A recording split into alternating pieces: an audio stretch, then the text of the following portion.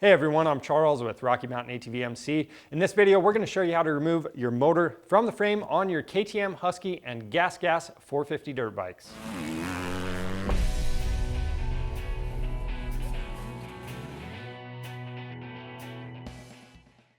One of the main reasons you'd be pulling your motor from your frame on one of these bikes is to rebuild the engine. Now, you can rebuild the top end with the engine still in the frame, so keep that in mind. But if you're going into the bottom end, you definitely need to get that motor out. So we're going to show you how to do it on this 2020 FC450.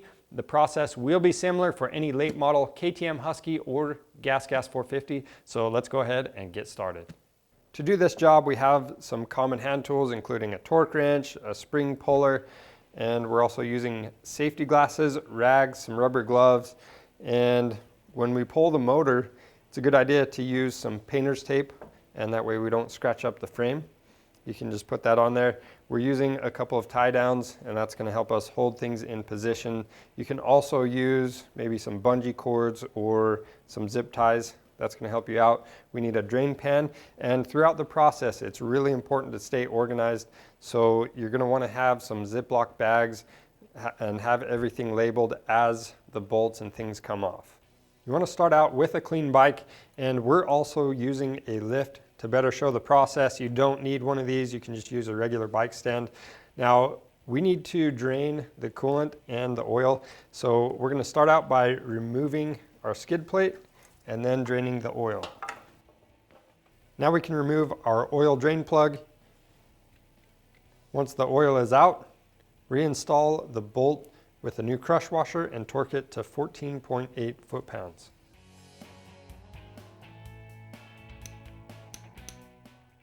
Now we can drain the coolant, and when we reinstall this drain bolt, we'll torque it to 7.4 foot-pounds.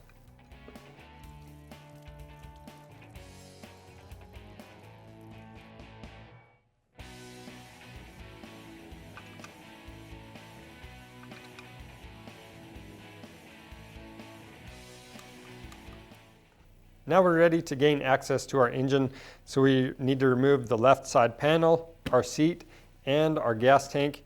Now the gas tank, you're going to have an electrical connector on the fuel pump to disconnect, and then you also have that fuel line. And you can also see we've already serviced our air filter. Anytime you're doing any kind of engine work, you want to start with a clean air filter.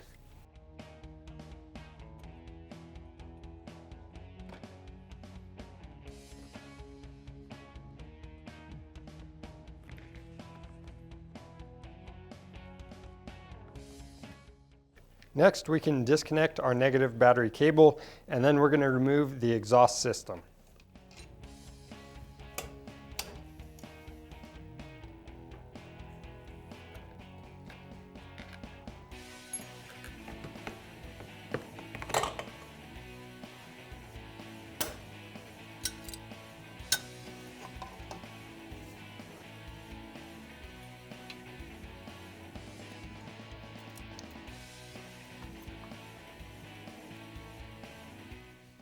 Next, we can cover our fuel line.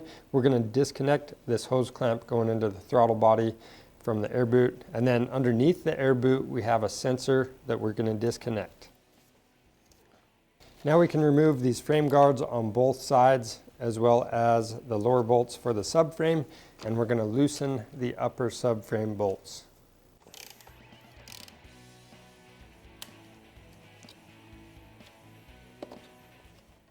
Now we can pull the subframe up, and we're just going to tighten the bolts with the subframe at an angle. And we're just going to run a strap around the subframe up to the handlebar, and that's going to make sure that this stays up. Next, we'll remove the engine hanger brackets from both sides of the bike. Next, we'll undo this clip for these wires coming from the stator. Then we're going to disconnect our gear position sensor. I'm going to cut those zip ties and disconnect the wire.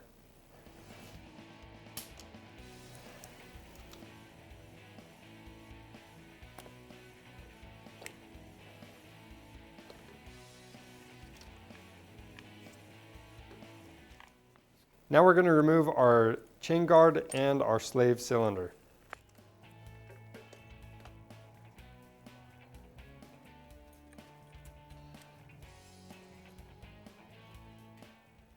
Then the slave cylinder, you just want to tuck this up out of the way.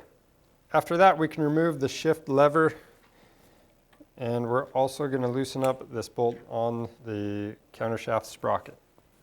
To break this bolt loose, you can press down on your brake, or you could also use a sprocket jammer. Now we'll pull the sprocket off. You should be able to snake this out of there. Now when you pull the motor, you don't want to lose this push rod, so we're going to remove it. Next, we can remove the positive cable from the starter motor. Now we're going to remove the throttle body, and we're just going to loosen this clamp on the front of that intake manifold. And when we pop the throttle body back, we're just going to tie it up with a zip tie.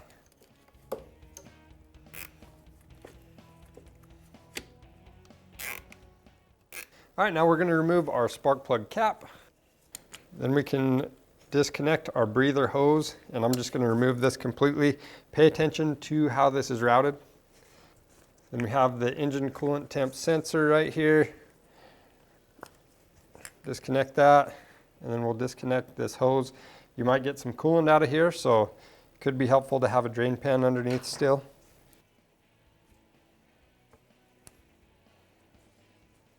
Now, as you can see, our radiator is pretty bent up, so we're going to be replacing that while we're in here. Now we're going to remove the two coolant hoses on our crankcase.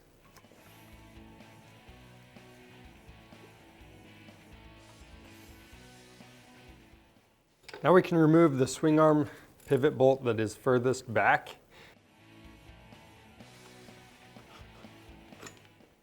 And when you take this out, it might be helpful to support the rear wheel with a wooden block.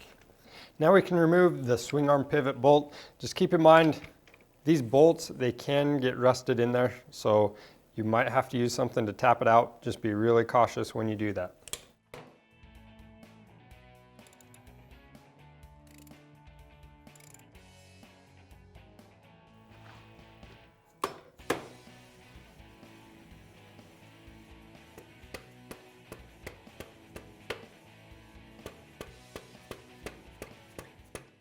Now before we get the pivot bolt all the way out, we also want to make sure that the swing arm is tied up. So I'm just going to use a tie down around the rear wheel, and I'll just run this up to the frame.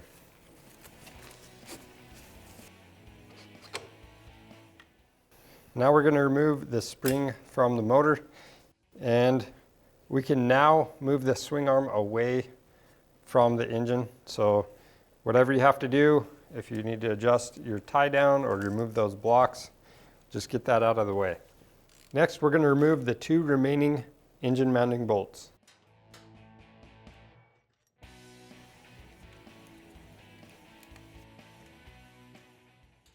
With those bolts out, we can now rock this engine out of the left side of the frame, and can be useful to have another set of hands.